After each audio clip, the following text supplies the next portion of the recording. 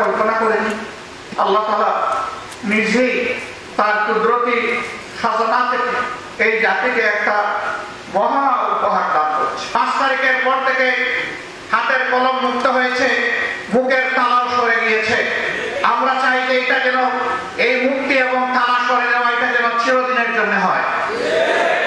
আমরা চাই না একটা বোবা জাতি তৈরি হোক, আমরা চাই না একচোটা একটা জাতি তৈরি হোক, আমরা চাই একটা চক্ষুষ্মান জাতি যেন আমরা আগামী দিনে দেখতে পাই। আপনারা স্পষ্ট কণ্ঠে বলবেন, মুক্ত হাতে লিখবেন, আমাদের তীর্যক সমালোচনা করবেন এবং দেশাত্মবোধ নিয়ে আপনারা সেই সমালোচনা করবেন। আমরা সেই সমালোচনাকে আমরা আহ্বান জানাই, আমরা ওয়েলকাম করি।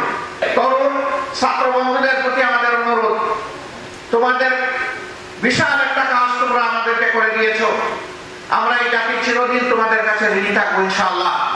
বিশেষ করে যারা জুলুমের শিকার হয়ে, বুলেট বিদ্ধ হয়ে, হায়নার হাতে নিহত হয়েছে, তাদের সকলের জন্য আল্লাহর দরবারে দোয়া করি। এই দেশে যারাই হিন্দু, মুসলমান, বৌদ্ধ, খ্রিস্টান যারাই বসবাস করে সবাই বাংলাদেশী, সবাই এদেশের সুনাগরিক, এদেশের গর্বিত নাগরিক, তাদের সকলের প্রতি আমাদেরকে শ্রদ্ধা প্রদর্শন করতে হবে।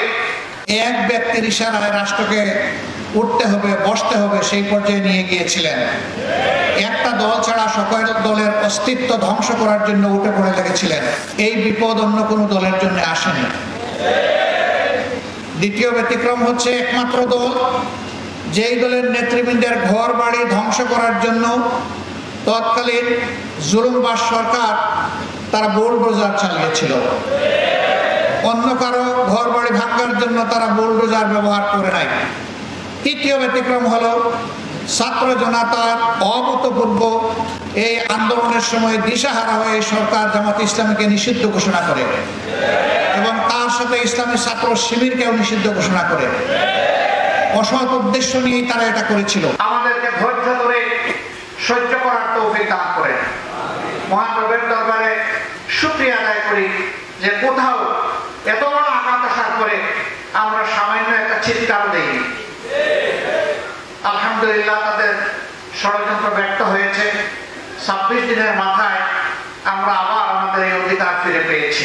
এই স্বাধীনতা আজকে বাংলাদেশের 18 কোটি মানুষের কাছে সেই সমস্ত শহীদ ভাই বোনদের আমানত যারা এই আন্দোলন সফল করতে গিয়ে দুনিয়া থেকে বিদায় নিয়েছেন, সেই সমস্ত ভাইদের আমানত যারা জালিমের গুলিতে 2 চোখ হারিয়ে তারা এখন অন্ধ হয়ে পড়েছেন, সেই সমস্ত ভাই বোনদের আমানত যারা লড়াই করতে গিয়ে তাদের হাত এবং পা হারিয়েছেন, তারা পঙ্গুত্ব বরণ করেছেন।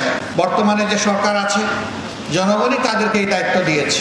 তাদের মূল কাজ হচ্ছে রাষ্ট্রের যে বিশাল ধ্বংস সাধন করা হয়েছে, প্রাতিষ্ঠানিক জায়গাগুলোকে এলোমেলো করে দেওয়া হয়েছে, সর্বনাশ করে দেওয়া হয়েছে, দ্রুততম সময়ের ভিতরে তারা এগুলাকে পুনর্বিন্যাস করবেন। নির্বাচনের জন্য একটা অনুকূল পরিবেশ তৈরি করবেন। যখনই অনুকূল পরিবেশ তৈরি হয়ে যাবে তখন একটি অর্থবহ, গ্রহণযোগ্য, সুষ্ঠু নির্বাচন জাতিকে উপহার দিয়ে তারা আবার তাদের স্ব কর্তব্যের জায়গায় চলে যাবে।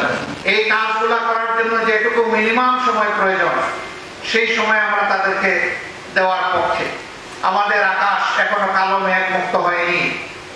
এখনো বাংলাদেশের আকাশে স্বপ্নের ঘোরাঘুরি চলছে। এই ব্যাপারে আমরা যেন আত্মতৃপ্তিতে না ভুগি যে আমরা বোধহয় পরিপূর্ণ সফলতা বা বিজয় পেয়ে গিয়েছি। বাংলাদেশের মানুষকে হয়তো আরো অনেক ত্যাগ স্বীকার করতে হবে। যুব সমাজ, ছাত্র, তরুণ এবং সমস্ত মানুষ একটাই স্লোগান তখন বারবার দিচ্ছিল, উই ওয়ান্ট জাস্টিস। সুবিচার যদি প্রতিষ্ঠিত হয় এটা শুধু হাইকোর্ট, সুপ্রিম কোর্টে, জজ কোর্টে হবে না, ম্যাজিস্ট্রেট কোর্টে হবে না, এটা প্রত্যেকটি পরিবার থেকে শুরু করে রাষ্ট্রের সর্বোচ্চ চূড়া পর্যন্ত সুবিচার